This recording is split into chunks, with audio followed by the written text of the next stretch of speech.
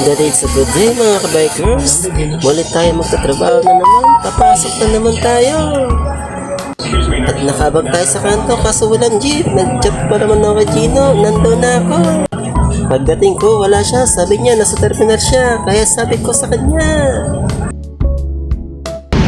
layo. Kaya mukhang pinagtitripan tayo, sabi ko, trip mo ka? Ha? Trip mo ka? Kaya ito, sumakay na kami ng jeep. Baka maabot na kami ni Levi. Wala pa kami sa site. Patay tayo dyan. Late na tayo. Kaya naman, bumili muna kami ng pansit para pang merenda namin. Kaya ito ako, nakatayo lang. Nag-aantay kay Gino kasi nakaupo pa siya. Kasi nagugutom na siya, sabi niya.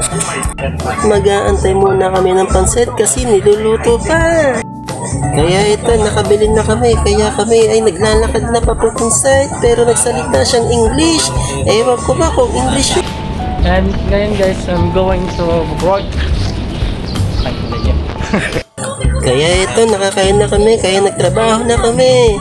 Baka maabutan pa kami ni boss. Wala pa daw kami nagagawa. Kaya ito ako ngayon, naka-beteng 4. Habang umiinom ng tubig. At pinaabutan ko pa siya. Sabi niya, ayaw iba niya kasi hindi pa siya nauuhaw. Hala Gino, anong ginagawa mo dyan? Ininilip ka. Anyway, pagod ang ating bida. Sa kalarga ng ating chipping gun. Mabigat kasi. Kasi yung tinitibag niya, tiniting niya sa taas. Mukhang hindi pa nababawasan. Matigas kasi. Kaya ito ay pinakilaman ko na pagki-chipping gun para matapos na. Ang tagal kasi hindi pa nababawasan. Baka papagalitan tayo. Patay tayo dyan, Gino. Kaya ito ako, nagpapakitang gilas, nagpapasipag-sipagan, baka sakaling bigyan ako ng magandang regalo ni boss at pamasko. Malapit na kasi ang December, kaya magpapakitang gilas muna tayo. Pero hindi ko inaasahan ganito ang mangyayari sa akin.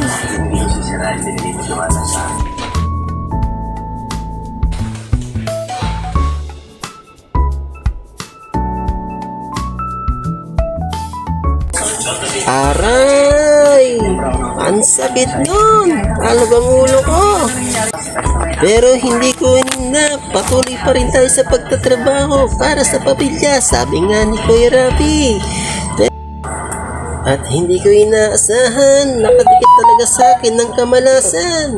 At ito ang aking natuluyan, ang aking paa ay nadagdanan.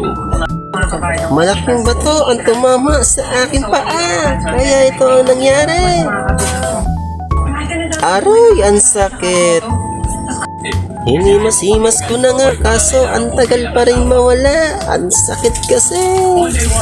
Mas masakit pa sa breakup, kaya ito sugat.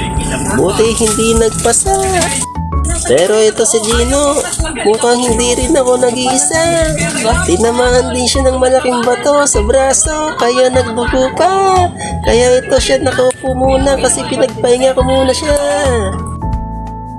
Saro pa ako kanina Pero anyway, kami pa uwi na galing trabaho. Pagod na kasi kami.